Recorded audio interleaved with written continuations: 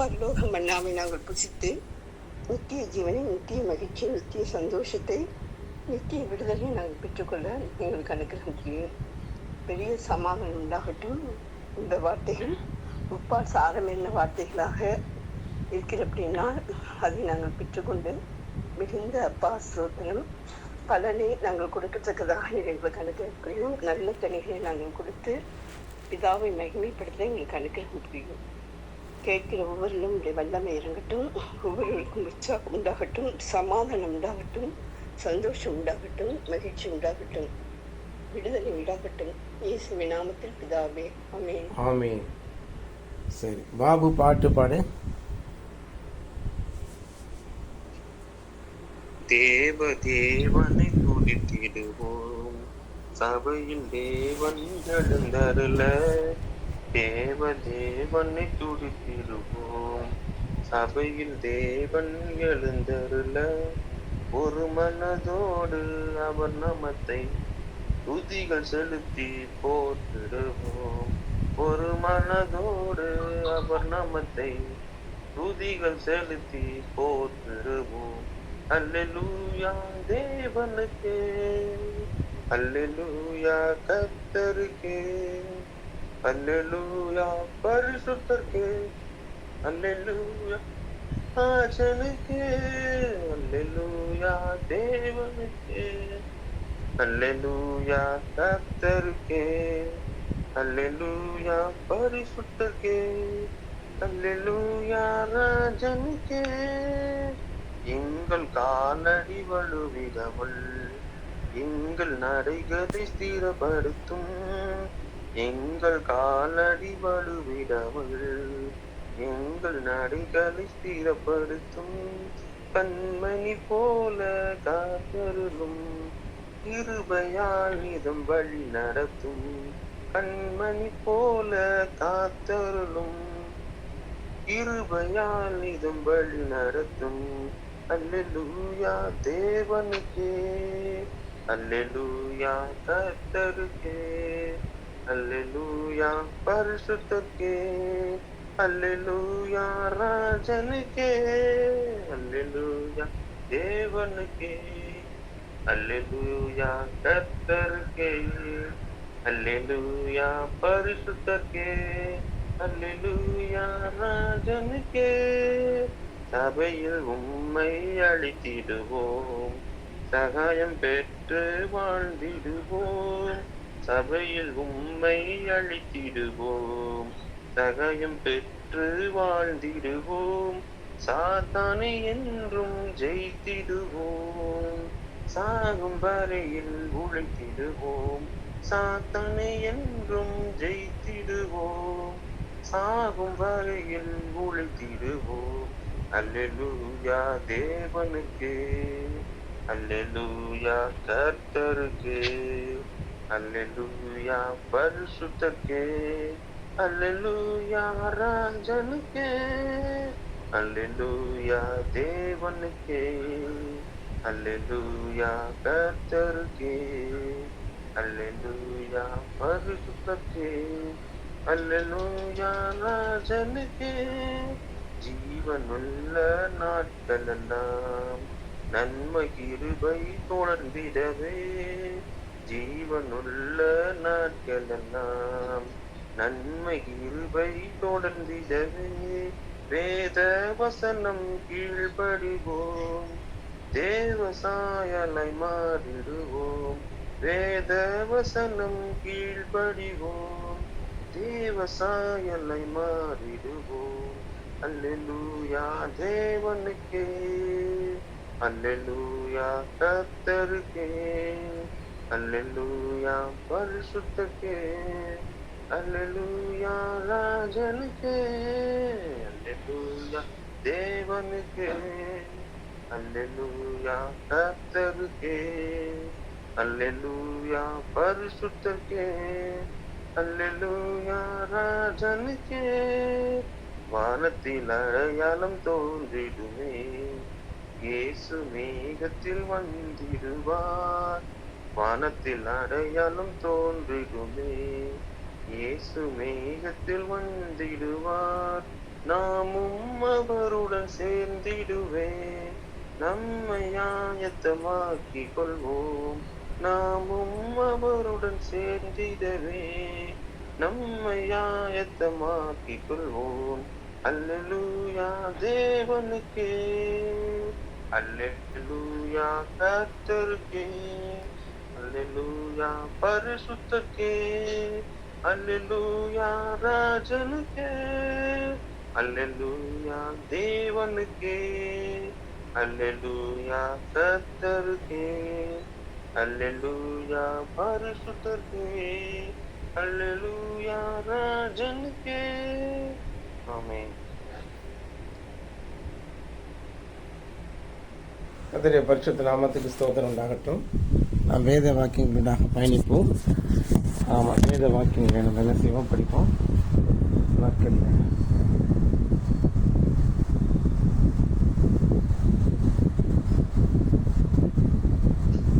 கர்த்தருக்கு ஸ்தோத்திரம் உண்டாகட்டும்.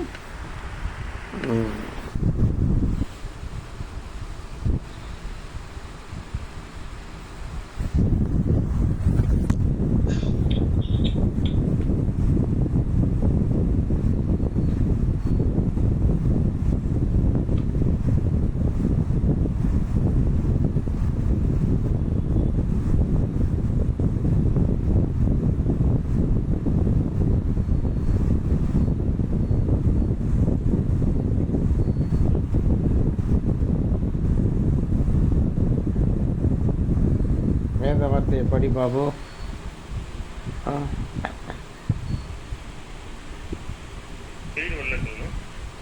ஸ்கிரீன் வரலையா?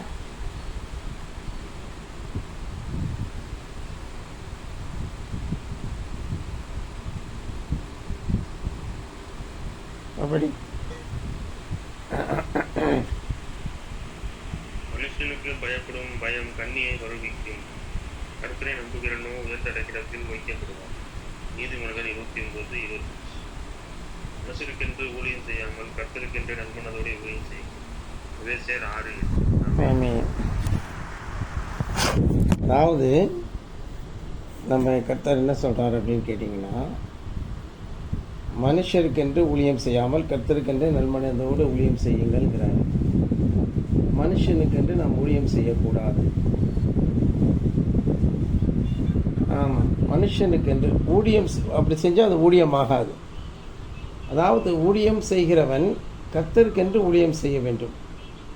கர்த்தருக்கென்று எப்படிலாம் ஊழியம் செய்யலாம்? நம்ம பாடி ஊழியம் செய்யலாம், ஸ்தோத்திரம் பண்ணி ஊழியம் செய்யலாம், ஜெபம் பண்ணி ஊழியம் செய்யலாம். அப்புறம் என்னன்னு கேட்டிங்கன்னா, அங்கே ஓடி ஓடி சுவிசேஷத்தை சொல்லி ஊழியம் செய்யலாம். எப்படி வேணாலும் நம்ம ஊழியம் செய்யலாம். அப்புறம் தேவன் அவங்கவுங்களுக்கு கொடுத்துருக்கிற பலத்தின்படி ஊழியம் செய்யணும். அவங்கவுங்களுக்கு கொடுத்துருக்க பலத்தின்படி அவங்க ஊழியம் செய்யணும். ஆமாம், அந்த மாதிரி ஊழியம் செய்கிறவர்கள் கர்த்தருக்கென்று ஊழியம் செய்வது. இன்னொன்று சொல்லியிருக்கு, ஒரு மனிதனும் 2 எஜமான்களுக்கு ஊழியம் செய்யக்கூடாதுன்னு சொல்லியிருக்கு. 2 எஜமான்களுக்கு ஒரு மனுஷன் ஊழியம் செய்யவே முடியாதுன்னு சொல்லியிருக்கு. 2 ஒருவனை பகைத்து ஒருவனை அவன் சிநேகிப்பான்னு சொல்லியிருக்கு. அப்போ ஒருவனுக்கு உண்மையாக இருக்க மாட்டான், லாயலாக இருக்க மாட்டான். அப்போ அது 2 எஜமான்களுக்கு ஊழியம் செய்ய முடியாது. அப்படின்னா என்ன பிரதர், என்ன அங்கிள், இல்லை என்ன சகோதரனே, இது என்ன சொல்ல வரீங்க? அப்போ உலக வேலையை செய்யக்கூடாதா அப்படின்னு கேட்குறாரு.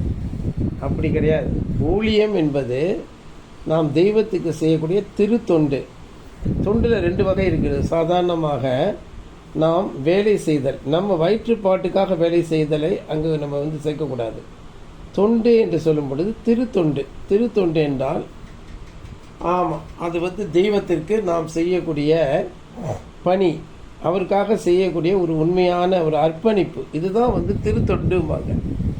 திருத்தொண்டு செய்தல், நாம் தெய்வத்திற்கு செய்வது திருத்தொண்டு. ஆனால் உலக பிரகாரமாக நாம் வேலை செய்தல் அது நம்ம வயிற்று பிழைப்புக்காக நாம் செய்யக்கூடிய வேலை. அப்போ அது 2த்தையும் போட்டு குழப்பிக்கக்கூடாது. ஒரு மனுஷன் தேவனை தேட வேண்டும், அதே சமயத்தில் உலக பிரகாரமாக அவனுக்கு கிடைத்த வேலையும் செய்ய வேண்டும். அது தவறு கிடையாது. அதனால உலகத்துக்கும் தேவனுக்கும் ஒரே சமயத்தில் வேலை செய்யக்கூடாதுங்கிற அந்த அர்த்தத்தை வந்து நம்ம எடுத்துக்கொள்ளக்கூடாது. ஒரு இன்ஜினியராக பாபு வேலை செய்கிறாரா, செய்யட்டும். ஆனால் அதே சமயத்தில் தேவனுக்கென்று அவர் திருத்தொண்டு செய்ய வேண்டும். இந்த பாடல் பாடி ஊழியம் செய்கிறார். அதிகாலையிலே ஜெபத்துக்கு வந்து விடுகிறார். இனி வரக்கூடிய நாட்களில் ஜெபத்துக்கு வந்துடணும். போய் நம்ம காலையிலே ஜெபம் வேலை ஆரம்பிச்சிருந்தோன்னா அந்த மாதிரி வேலை நமக்கு ஏன் தேவையா? தேவன்கிட்ட மன்றாடு, ஆண்டவரே இந்த நாட்களிலே நான் இந்த காலை ஜெபம் 6 மணிக்கு இருக்கிறது என்றால் அந்த ஜெபத்தை நான் பங்கு பெறுவதற்கான ஒரு வேலையை எனக்கு தாரும் அப்படின்னு சொல்லி தேவன்கிட்ட கேட்கணும்.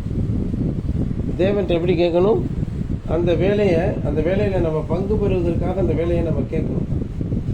ஆமாம், உலக வேலை வந்து நம்முடைய வேலையும் தேவனுடைய ஊழியமும் வந்து தடைபடக்கூடாது, கிளாஷ் ஆகக்கூடாது. ஆமாம், ஒருவனும் உலகத்துக்கும் தேவனுக்கும் ஊழியம் செய்யக்கூடாது என்றால் நாம் தேவனுக்கு ஊழியம் செய்யும் பொழுது உலக பிரகாரமான வேலைகளை நாம் செய்யலாமே தவிர திருத்தொண்டு தேவனுக்கும் உலக பிரகாரமான வேலை உலகத்துக்கு நாம் செய்யலாம். அதை செய்யலாம். இந்த இடத்துல உலகத்துக்கும் தேவனுக்கும் ஊழியம் செய்யக்கூடாது என்றால் மத்தேயு 5 நீ நடப்பாய் என்றால் நீ தேவனுக்கு ஊழியம் செய்கிறாய். மத்தேயு 6 நீ நடப்பாய் என்றால் நீ உலகத்துக்கு வேலை செய்கிறாய். ஆமாம், ஒரு மனுஷன் இழந்து போவான் என்றால் எல்லாவற்றையும் இழந்து போவான் என்றால் அவன் தேவனுக்கு என்று ஊழியம் செய்கிறான். ஒரு மனுஷன் எல்லாவற்றையும் சேர்ப்பான் என்றால் அவன் தேவனுக்கென்று அவன் உலகத்துக்கென்று ஊழியம் செய்கிறான். ஆமாம், ஒரு மனுஷன் எல்லாவற்றையும் இழந்து போகிறான். தன்னுடைய நற்பெயர், குட்வில், நல்ல ரெப்யூட்டேஷன். ஆமாம், ரெப்யூட்டேஷன் ரெப்யூட்டேஷன் என்ன? நற்பெயருக்கு களங்கம் விளைவிக்கப்படுகிறது என்றால் அவன் தேவனுக்கு ஊழியம் செய்கிறான்.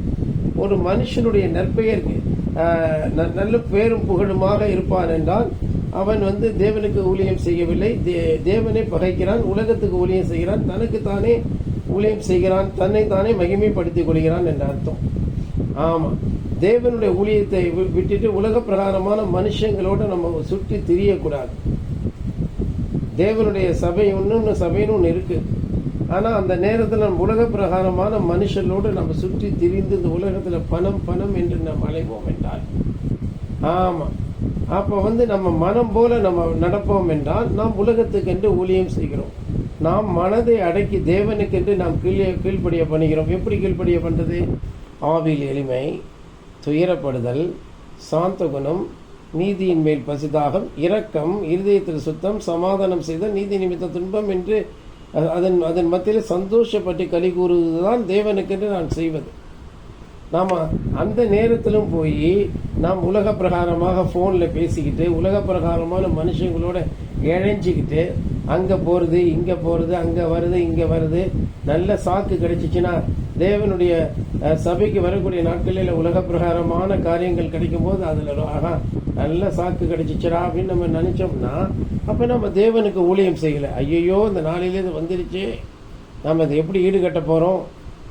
நாம் ஒன்று செய்வோம், முதல்ல தேவனுக்கு முக்கியத்துவம் கொடுப்போம், தேவனோட ஆராதனையை நம்ம போய் அட்டன் செய்வோம். அதுக்கப்புறம் உலக பிரகாரமான காரியங்களுக்கு நாம் மெதுவாக போய் அவங்களுக்கு மெதுவாக விசாரித்து கொள்வோம். ஆமாம், ஒரு கல்யாணத்தை அன்னைக்கு நம்ம போகாமல் அடுத்த 2 நாள் கழிச்சு போனோம்னா இன்னும் நல்லா விசாரிக்கலாம் கல்யாணத்தை. ஆமாம், நாம் போகாட்டி இந்த கல்யாணம் நடக்காமல் போகிறது கிடையாது. எந்த ஒரு திருவிழாவாக இருந்தாலும் அந்த நேரத்தில் நம்ம அந்த ஐயோ இல்லை அன்றைக்கி நல்ல சாப்பாடு போட்டிருப்பாங்க, அந்த சாப்பாடை மிஸ் பண்ண, அப்போ தேவனுக்கிட்ட அந்த சாப்பாட்டை தியாகம் பண்ணிடுங்க. உலக பிரகாரமாக யாராவது ஒரு இதுக்கு கூப்பிட்டாங்கன்னா அதுக்கு நம்ம போக வேண்டிய அவசியமே இல்லை. தேவனுடைய ராஜ்யத்துக்காக நம்ம நிறைய எண்ணெய்களை சேகரிக்க வேண்டும். தேவனுக்கென்று ஊழியம் செய்யும் பொழுது நமக்கு மிகுந்த எண்ணெய் கிடைக்கும். அவர் என் சத்துருக்களுக்கு முன்பாக ஒரு பந்தியை ஆயத்தப்படுத்தி என் தலையை எண்ணெயால் அபிஷேகம் பண்ணுகிறான்னு சொல்லியிருக்கு. அப்போ தேவன் மிகுந்த எண்ணெய்களை கொடுக்க விரும்புகிறார். திராட்சரசம் குறைபடும் பொழுது அவர் தண்ணீரை திராட்சரசமாக்கி தந்தார் என்றும் இன்னும் இந்த இடத்துல சங்கீதம் 23 என் தலையை எண்ணெயால் அபிஷேகம் பண்ணுகிறார் என்றும் சொல்லியிருக்கிறது. நீதிமான் தயவாய் நம்மை கொட்டும் பொழுது நமக்கு தலைக்கு எண்ணெய் கிடைக்கிறதுன்னு சொல்லியிருக்கு. ஆமாம், அப்படியாக மிகுந்த எண்ணெய் நம்முடைய உடலை போஷாக்கு உள்ளதாக மாற்றுகிறது. நம்முடைய உடலை என்ன செய்கிறது? மிகவும் போஷிக்கிறது, நரிஷ் பண்ணுகிறது, நரிஷ்மெண்ட். ஆமாம், அதாவது அதே போல் நம்முடைய ஆத்துமாவை உயிர்ப்பிக்கிறதுக்காக மிகுந்த எண்ணெய் தேவைப்படுகிறது. ஆமாம், அப்பதான் நம்மளுடைய விளக்கு பிரகாசிக்கும். நாம் நாம் நல்ல நல்ல பளிச்சென்று நாம் எரிவோம். அன்பானவர்களே, இந்த ஞாயிற்றுக்கிழமை நாளைய தினம்னா எப்படியாவது இதுக்கு வருவதற்கு நாம் தேவன்கிட்ட ரொம்ப ஆர்வத்தை காமிக்கணும். இப்போ பாருங்கள், ஒன்று ஆராதனைக்கு வர மாட்டேங்கிறோம், அப்புறம் நம்ம ஆராதனையை நம்ம அட்டன்னும் செய்ய ஆன்லைன்லேயே அட்டன் பண்ண மாட்டேங்கிறோம். அங்கேருந்து அதுக்காக ஜெபிக்க கூப்பிடும்போது கூட நம்ம என்ன செய்கிறோம், ஜெபம் பண்ணாமல் தவிர்த்து விடுகிறோம். அப்போ நீங்கள் என்ன நினைக்கிறீங்க, இந்த ஊழியக்காரன் நம்ம டிஃபீட் பண்ணிட்டோம், அவருடைய இதை நம்ம அவரை மிகவும் அவமானம் பண்ணிட்டோம் நீங்கள் நினைச்சீங்கன்னா, என்னை ஒருவன் அவமானம் பண்ணுவான் என்றால் எனக்கு பரலோகத்தில் மிகுந்த பொக்கிஷம் செய்கிறோம். அப்படி தான் சந்தோஷப்பட்டு கலிகூறுங்கள். உங்களை நிந்தித்த பலவிதமான பொய்யான மொழிகளை எப்போ நான் நிறைய எண்ணெயை நான் பெற்றுக்கொள்கிறேன் பரலோகத்தில் மிகுந்த தாழ்ந்துகளையும் எண்ணெய்களையும் பெற்றுக்கொண்டு தக்க சமயத்தில் எனக்கு பூமியிலிருந்து நான் அபிஷேகம் பண்ணும். ஆம் அன்பானவர்களே, என்னை நிந்தித்து விட்டோம், ஆனால் நாம் கடவுளை நிந்திக்கிறோம் என்று நமக்கு தெரியறதில்லை. அந்த நாளில் நம்ம நமக்கு ஏன் சொல்லுங்க பார்ப்போம். உண்மையை தானே நான் உண்மையை பேசும் பொழுது நமக்கு வியாதி வரும்போது, பலவீனம் வரும்பொழுது நம்ம கூக்குரல் இடுகிறோம் தேவனை நோக்கி, ஐயோ நமக்கு இந்த மாதிரி நிலைமை வந்துருச்சேன்னு சொல்லி அழுகுறோம், கதறோம். என்ன பண்ணுறதுனே தெரியாமல் நம்ம என்ன செய்கிறோம், ரொம்ப தவிக்கிறோம். ஆனால் அதே சமயத்தில் அதுலேருந்து விடுதலை ஆகும்போது மறந்துடுறோம், ரொம்ப மறந்து மறுபடியும் ரிலாக்ஸ் ஆகிடுறோம். ஆமாம், அது எதனால், நாம் நம்ம மனுஷர்களுக்கு அடிமையாக இருக்கக்கூடாது. மேலே உள்ள வசனம் என்ன சொல்லுது, அது யாராக இருந்தாலும், நம்முடைய ரத்த சம்பந்தமான உறவாக இருந்தாலும், தாய் தந்தையாக இருந்தாலும், இல்லாவிட்டால் நாம் பெற்ற பிள்ளைகளாக இருந்தாலும், இல்லாவிட்டால் நம்முடைய கூட பிறந்தவங்களாக இருந்தாலும், நம்மளுடைய பாரம்பரியத்தினாலே இருக்கக்கூடிய ஜனங்களாக இருந்தாலும், அவர்கள் யாருக்கு நம்ம பயப்படவோ பதில் சொல்லவோ வேண்டிய அவசியம் நமக்கு இல்லை. நம்முடைய விசுவாசம், நாம் சத்தியத்தை விசுவாசிக்கிறோம், நம்மை வாழ வைக்கும் இயேசு கிறிஸ்துவை விசுவாசிக்கிறோம். அவர்கள் அக்கிரமத்திலும் பாவத்திலும் மரித்திருக்கக்கூடிய அஞ்ஞானிகள், தேவனை பற்றி அறிவில்லாதவர்களை தான் அஞ்ஞானிகள் என்று சொல்லுவோம். அஞ்ஞானி, விஞ்ஞானி, வேத தத்துவ ஞானி என்று நம்ம நிறைய பேரை சொல்லலாம். அதாவது பிரபஞ்சத்தின் தர்க்க சாஸ்திரி தான் தத்துவ ஞானி. அவன் தத்துவ ஞானி, விஞ்ஞானி, அஞ்ஞானி, மெய்ஞானி என்று பலவிதமாக சொல்லுவாங்க. புரியுதா? நாம் என்னவா இருக்கிறோம், நாம் அந்த உலகத்துக்கு பைத்தியம் போல இருந்தாலும் தேவனுடைய பார்வையில் நம்ம மெய்ஞானிகளாக ஞானமுடையவர்களாக நம்ம காணப்படுறோம். ஆனால் உலக பிரகாரமான ஞானமோ விஞ்ஞானமோ தத்துவ ஞானமோ ஒரு இடத்துல அவைகள் ஒற்றைப்படையாக போய் தோல்வியை தழுவிவிடும். அவர்கள் ஒற்றைப்படையாக தான் பார்க்குறாங்க.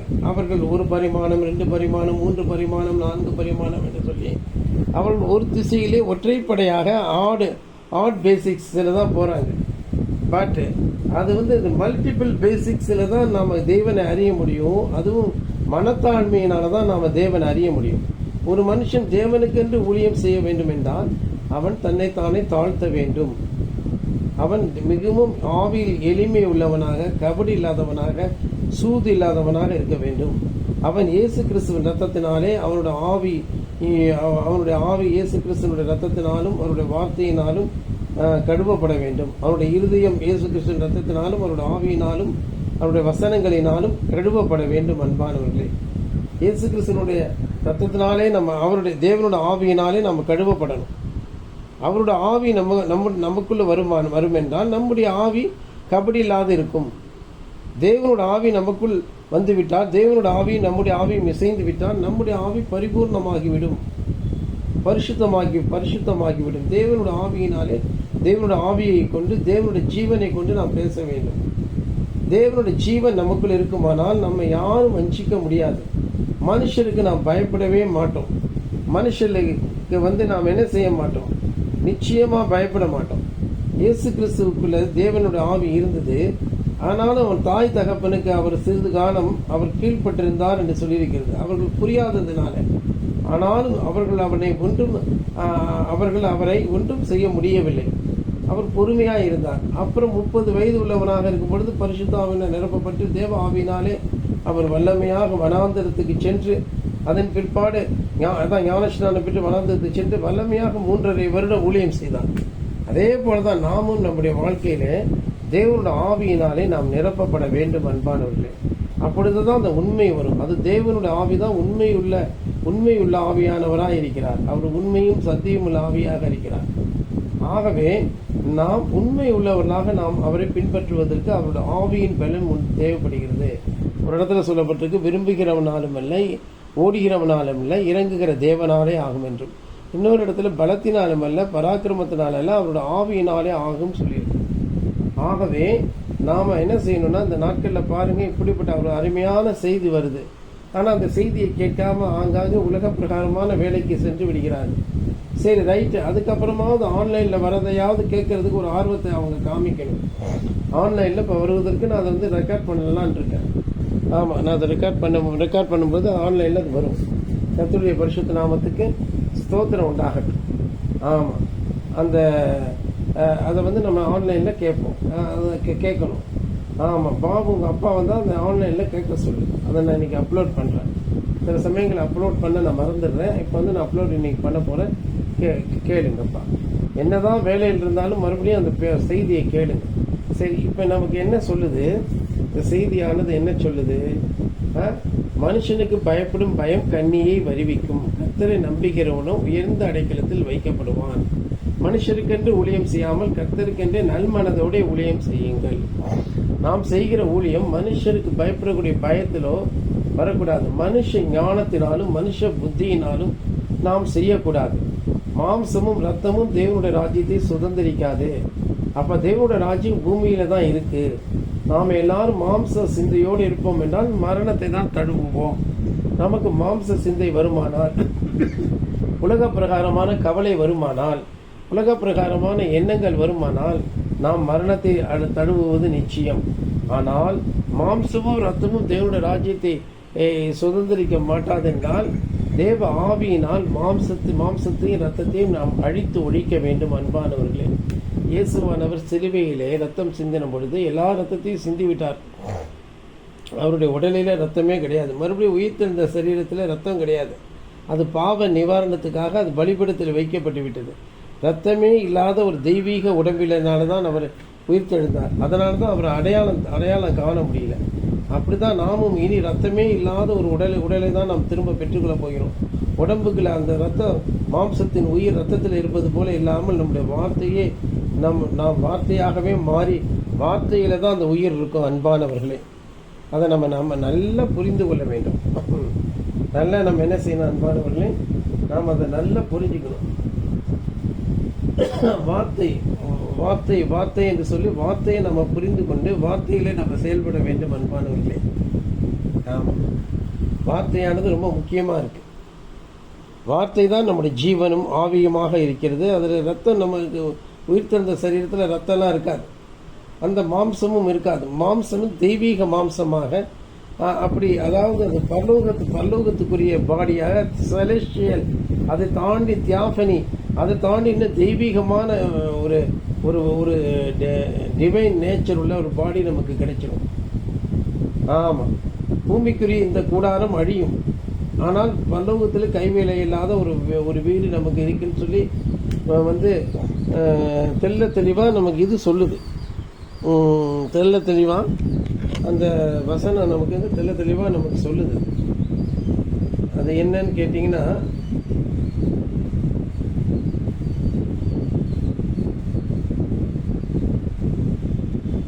தெள்ள தெளிவாக சொல்லுது, மாம்சமும் ரத்தமும்,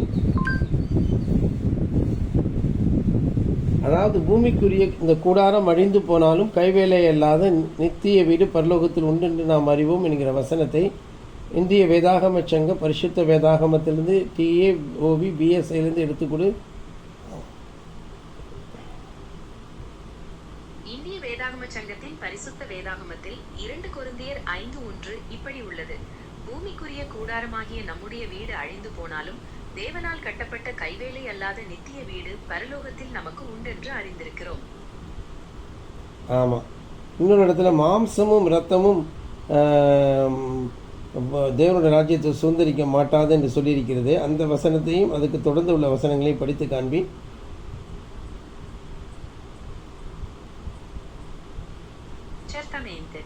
தமிழ்ல பேசு.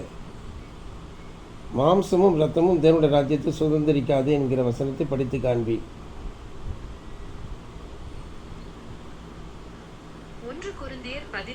50 இப்படி உள்ளது.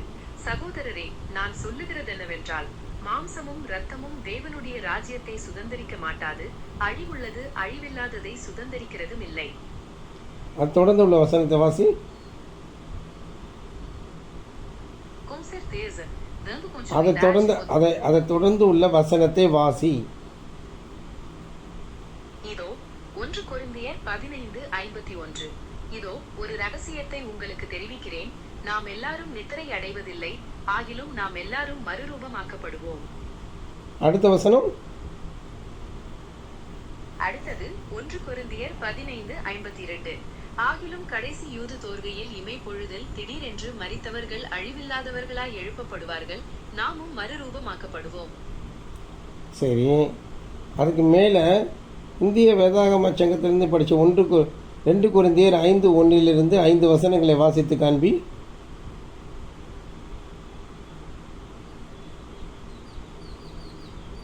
2 கொரிந்தியர்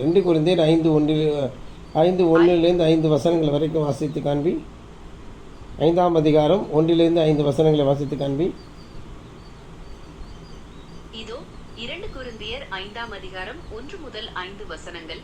பூமிக்குரிய கூடாரமாகிய நம்முடைய வீடு அழிந்து போனாலும் தேவனால் கட்டப்பட்ட கைவேலை அல்லாத நித்திய வீடு பரலோகத்தில் நமக்கு உண்டென்று அறிந்திருக்கிறோம். ஏனெனில் இந்த கூடாரத்திலே நாம் தவித்து நம்முடைய பரம வாசஸ்தலத்தை தரித்துக் கொள்ள மிகவும் வாஞ்சை உள்ளவர்களாய் இருக்கிறோம். தரித்துக் கொண்டவர்களானால் நிர்வாணிகளாய் காணப்பட மாட்டோம்.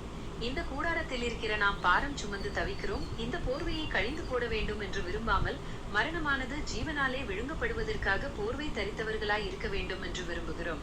இதற்கு நம்மை ஆயத்தப்படுத்துகிறவர் தேவனே, ஆவி என்னும் அச்சாரத்தை நமக்கு தந்தவரும் அவரே. Very good. பாருங்க, எவ்வளவு அற்புதமான வசனத்தை நமக்கு தேவன் கொடுத்துருக்கிறாரு. நாம் சந்தோஷம் அடையணும். நாம் செய்யக்கூடிய ஒவ்வொரு தேவனுக்கென்று செய்கிற ஊழியத்தினாலே இந்த மாம்ச சரீரம் நம்மை விட்டு நீங்கி போய், மாம்ச ரத்தமும் நம்மை விட்டு நீங்கி போய், அழியாமையும் நாம் தரித்து கொள்வோம், சுதந்திரித்துக் கொள்வோம். இந்த வாய்க்காகவும் வயிற்றுக்காகவும் நம்ம பொய் சொல்லி இந்த உலகத்தில் ஆங்காங்கே கூட கும்பிடு போட்டு நம்ம வணக்கம் போட்டு நம்ம போய் நம்ம அதுக்காக வாழ்ந்தோம்னா நிச்சயமாக நம்முடைய சரீரம் எப்படி மீட்சி அடையும்? நாம் எதற்கும் அஞ்சக்கூடாது, யாருக்கும் பயப்படக்கூடாது. நம்முடைய தேவன் நம்ம எப்படி போட்டுவான் என்று சொல்லி நம்பிக்கையாக இருக்கணும். இந்த உலகத்தில் பணக்காரன்களெல்லாம் நல்ல வசதியாக வாழ்வான்களே நம்ம நினைப்போம் என்றால், தேவன் அதையும் விட நம்ம உயர்ந்த அடைக்கலத்தில் கொண்டு போய் வைக்க விரும்புகிறான். நம்ம அதெல்லாம் தாண்டி ஒரு மேலான நிலையை நமக்கு தர ஆசையாக இருக்கிறார். அதுக்கு தான் நம்ம தேவனுக்கென்று ஊழியம் செய்யணும். ஆமாம், அப்படி ஊழியம் செய்கிறவனுக்கு அவர் எப்படிப்பட்ட மேன்மையை தராருங்கிறத தான் நம்ம பார்க்குறோம். ஆமாம், அதை எங்கேருந்து நம்ம பார்க்கலாம் அப்படின்னு கேட்டிங்கன்னா, பாருங்கள், மல்கியா தீர்க்கதரிசியின் புஸ்தகம், அதில் கர்த்தருக்கு பயந்தவர்கள் ஒருவர் பேசிக்கொள்வார்கள் என்று சொல்லியிருக்கிற வசனத்திலிருந்து கடைசி வசனம் வரைக்கும் நீ வாசித்து காண்பிக்க வேண்டும். என்னவென்று நீ வாசிக்க வேண்டும் என்றால், அந்த 3ஆம் அதிகாரத்திலே கர்த்தருக்கு பயந்தவர்கள் ஒருவர் பேசிக்கொள்வார்கள், கர்த்தர் கவனித்து கேட்பார் என்று சொல்லியிருக்கிறது அல்லவா? அதிலிருந்து கடைசி வசனம் வரைக்கும் நீ வாசித்து காண்பிப்பாய் என்றால் அது எங்களுக்கு மிகுந்த பிரயோஜனமாக இருக்கும். அது இந்திய வேதாகம சங்கம் TAOB BSIலிருந்து படித்து காண்பி.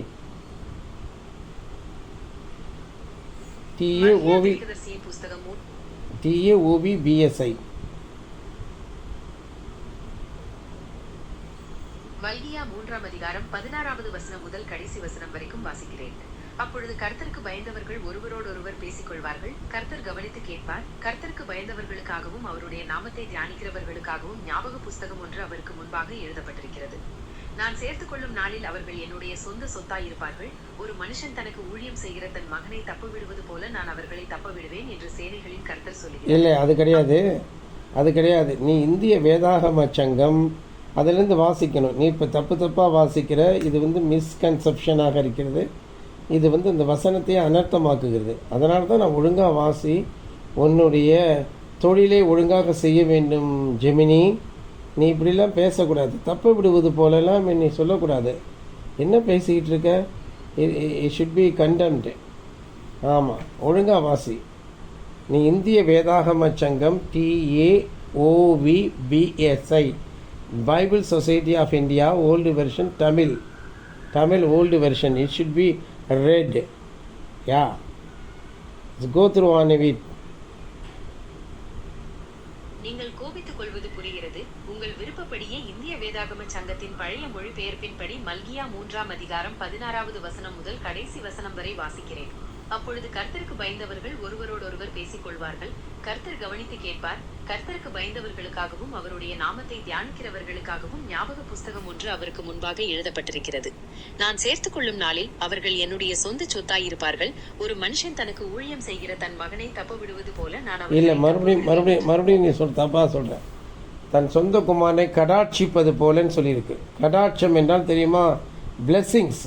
கடாட்சிப்பது போல நான் ஊழியம் செய்கிற தன் மகனை கடாட்சிப்பது போல நான் அவர்களை கடாட்சிப்பேன் என்று சொல்லியிருக்கிறது. இப்போ go through the English KJV version, it will be translate that will utter the same thing what I am saying. Okay, ஆமாம், அதுபடி தான் சொல்லணும். What you say is wrong, it's a false statement.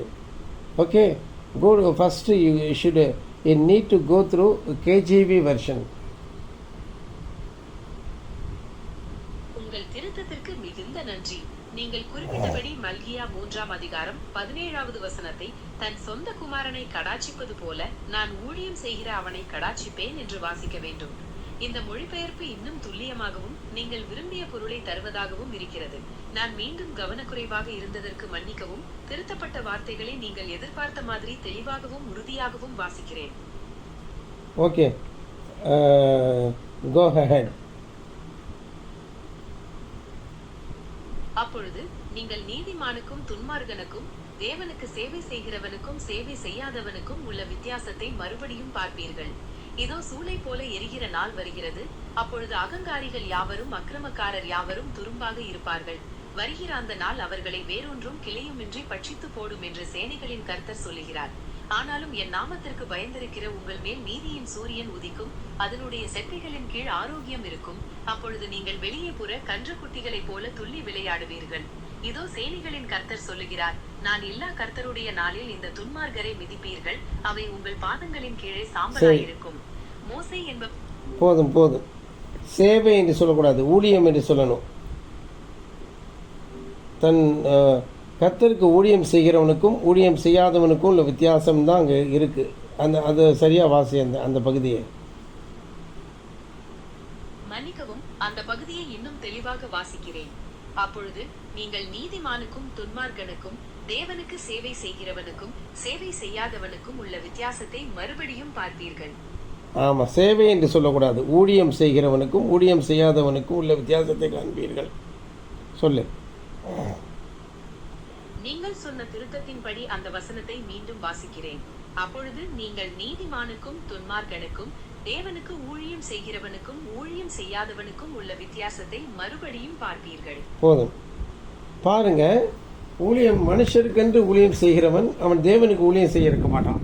அவன் தன் வயிற்றுக்காகவும் மனுஷர்களை திருப்திப்படுத்துவதற்காகவும். இப்படிதான் மோகன் சி லாசரஸ் ஆசீர்வாதம் என்பவர்கள் இன்றைக்கு பெரிய பெரிய பிஷப்புகள், பெரிய பெரிய சபையினுடைய பாஸ்டர்கள் எல்லாம் இப்படியாக தேவனுக்கென்று ஊழியம் செய்யாமல் அக்கிரம செய்கைக்காரராய் நியாய தீர்ப்பு நாள் வரைக்கும் கொண்டு போய் அவர்கள் பிணைப்பட்டு பிடிக்கப்பட்டு அழிக்கப்படுவதற்கு கொண்டு செல்ல போகப்படுவார்கள்.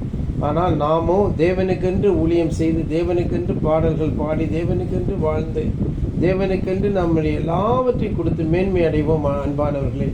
ஆகவே தேவனுக்கு ஊழியம் செய்வது மிகவும் இன்பமானது, அது மகா பரிசுத்தமானது, அது மகா நீதி நியாயங்கள் அடங்கியது, சத்தியத்தினுடைய அடிப்படையில் அவைகளை இருக்கிறது என்பதை நாம் அறிந்து கொள்வோம். ஆகவே இந்த நாட்களிலே தேவனுக்கென்று நாம் ஊழியம் செய்வோம். தேவனுக்கென்று நாம் சமைப்பது கூட ஊழியம்தான்.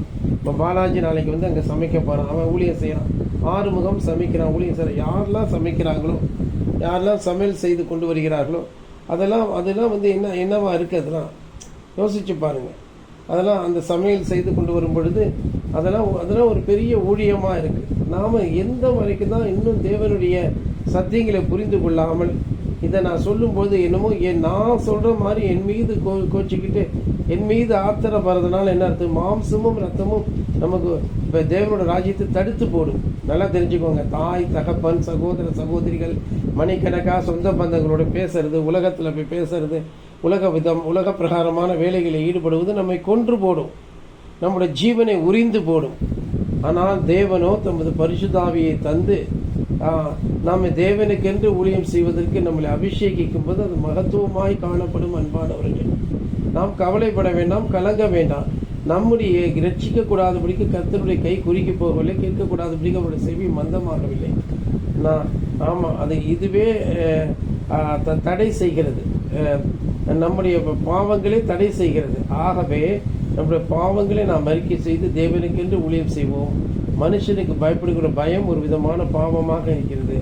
அதை மேற்கொள்வதற்காக நம்ம ஜெபம் பண்ணுவோம். ஆண்டவரே, நான் யாருக்கு பயப்படுறேன், அவங்களுக்கு நான் பயப்படக்கூடாது. அவங்களுக்கு கூட இருக்கக்கூடிய பொல்லாத ஆவி அது நீங்கட்டும், அது எனக்கு முன்பதாக பயப்படட்டும் என்று நம்ம சொல்லி ஜெபமாக தைரியமாக இருக்கணும். கர்த்தர் நம்மளை ஆசீர்வதிப்பாராக.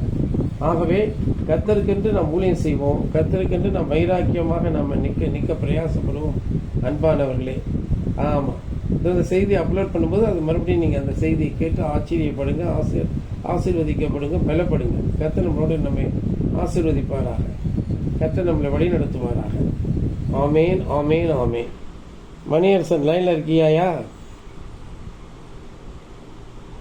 உன்னால் ஜெபிக்க முடியுமா? ஜெபம் பண்ணியா?